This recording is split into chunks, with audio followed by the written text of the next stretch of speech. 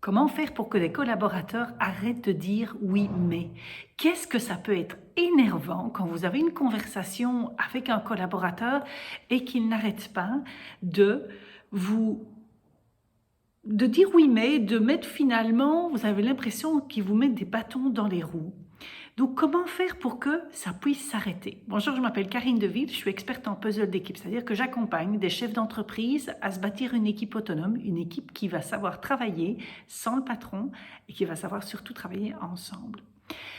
Donc, aujourd'hui, dans cette vidéo numéro 67, je vérifie, mais c'est bien ça, de mon défi 365 jours de vidéos sur YouTube, j'ai envie de vous parler de ce fameux oui mais.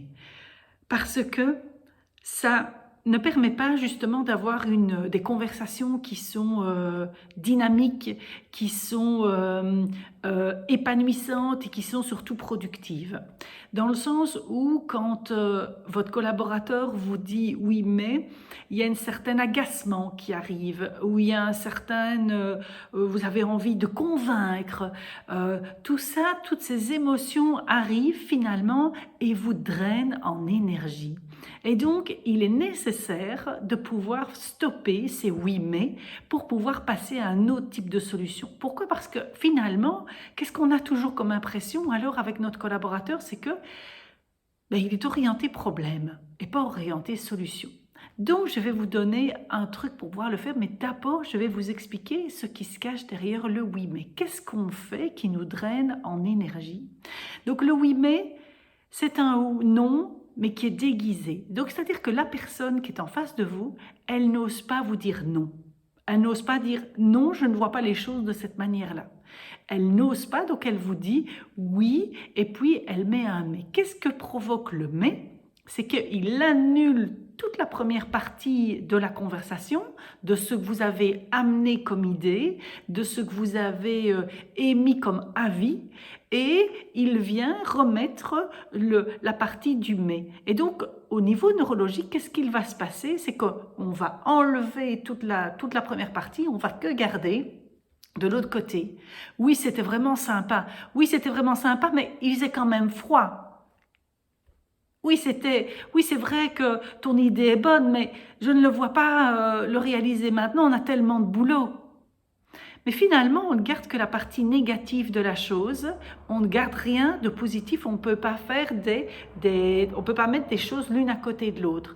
Alors que rien ne s'oppose dans la vie. On peut mettre des choses qui sont en apparence opposées et de se dire, ok, mais il y a des choses qui se sont bien passées, il y a des choses qui sont moins bien passées, mais améliorons ces choses qui se passent moins bien. Et donc ici, ça va être quelque chose qui va être, être exponentiel au lieu de se tirer vers le bas. Donc c'est ça. Donc la réaction que nous avons face à ces oui mais, c'est qu'on essaie d'argumenter. Et là, quand on commence à argumenter, c'est mauvais, c'est vraiment mauvais, c'est parti de la mauvaise manière. C'est-à-dire que vous ne remarquez pas toujours que le collaborateur vous dit oui mais. Par contre, ce que vous pouvez remarquer, c'est vous, votre réaction à vous. Et de se dire, mais je me sens pas bien là, je me sens énervée, je me sens agacée, ou je me sens nulle, ou je me sens pas avoir de valeur, etc. Parce que c'est ça que provoque aussi lui, mais c'est-à-dire que votre interlocuteur, qu'est-ce qu'il va vous renvoyer comme message non verbal? C'est ce que tu dis est nul, ce que tu dis n'a pas de valeur, c'est pas opportun, etc., etc. Et donc, il faut avoir une bonne dose de confiance en soi pour pouvoir garder cette relation et de ne pas tomber dans le patron qui va dire à un moment donné, maintenant ça suffit, tu fais ça comme ça. Donc, pour ne pas tomber dans cet aspect dictateur, il y a moyen de faire autre chose. Et cette autre chose, c'est de dire oui et. Et donc, c'est de demander à votre collaborateur, ok, ici, à la place de oui mais, est-ce que tu pourrais me dire oui et? Parce que moi, j'ai besoin que ce que j'ai amené comme idée, comme avis dans un premier temps, soit pris en compte et que ce que tu amènes soit pris en compte et qu'on les regarde les uns à côté des autres. Ça va être important. Donc ça, c'est la manière douce. Il y a une manière beaucoup plus forte qui va être, et j'ai une de mes clientes qui l'a déjà testé, moi je n'ai jamais dû le faire, c'est de pouvoir ajouter tout à la fin, oui, nul, connard. Vous voyez, quand il dit oui, mais c'est vrai qu'on pourrait faire ça, mais ici avec l'équipe, ça va pas être possible. Oui, tu pourras ajouter que c'est nul, quoi. Tu pourrais dire que ça n'a pas de valeur, ce que je viens de dire, etc. Et donc, on ne fait pas au tout début, naturellement, mais au fur et à mesure que les oui mais s'enchaînent, à un moment donné, il faut créer une rupture là-dedans. Et c'est de pouvoir dire, oui, t'as qu'à rajouter que c'est nul tout ce que je dis. Et donc, la personne va alors prendre un moment de recul, mais non, pas du tout, ce que tu dis est intéressant.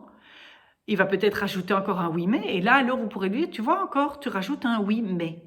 Ici, et de lui expliquer finalement, qu'est-ce que ça provoque le oui mais. À chaque fois que tu dis oui mais, j'ai l'impression d'être nul, j'ai l'impression que ce que je dis est nul, j'ai l'impression que ça n'a pas de valeur, alors que on est en train d'essayer de co-construire quelque chose ensemble.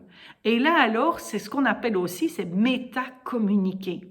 Au lieu de passer vers un je laisse tomber, il va mettre son idée, donc se soumettre ou de passer à un patron dictateur, donc soit le patron trop gentil, soit le patron dictateur, il est possible de rester encore avec avec un certain équilibre, et c'est de pouvoir soit alors l'inviter à faire autrement, soit alors de pouvoir mettre quelque chose qui va vraiment créer une rupture et qui va permettre à l'autre de se décaler et de pouvoir monter d'un cran, et que là, on va pouvoir métacommuniquer.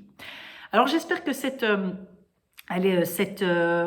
astuce vous apportera de la valeur, que vous pourrez la mettre en place. Alors, je suis persuadée que la plupart des gens vont utiliser la première méthode, puisque avec la deuxième méthode, il faut quand même avoir un sacré bagou. Il faut avoir également une relation avec la personne, parce qu'on n'amène pas ça avec n'importe quelle personne, donc ça dépend toujours de la situation. Mais sachez que vous avez toujours cette possibilité de créer une rupture en lui disant oui, t'as qu'à rajouter que c'est nul, quoi. Oui, dis toujours, oui, je suis qu'un gros imbécile, quoi, finalement. Et donc, par contre, je l'ai fait sans le sourire, mais c'est des fois, c'est plutôt de le faire justement avec humour. Mais ça, il faut savoir le manier. Donc, j'espère que ça vous a rapporté de la valeur. J'espère aussi que vous pourrez l'utiliser. Et moi, je vais vous proposer 4 possibilités. La première, c'est de faire le test mon style de management pour pouvoir connaître vos forces et également les points sur lesquels vous pouvez déjà commencer à travailler. La deuxième chose, c'est de vous abonner à cette chaîne YouTube. La troisième chose, c'est de pouvoir me faire un commentaire, car c'est grâce à ça que je vais pouvoir savoir en quoi c'est utile ou en quoi vous pouvez trouver que c'est ridicule, quoi, finalement, et qu'on pourra lancer une conversation et de pouvoir aller au-delà des apparences. Et puis la quatrième chose, si vous pensez à quelqu'un quand vous avez regardé cette vidéo-là, envoyez-lui. Ça, on ne peut pas aider tout le monde, mais on peut aider une personne à la fois. Je vous souhaite une belle journée. Au revoir.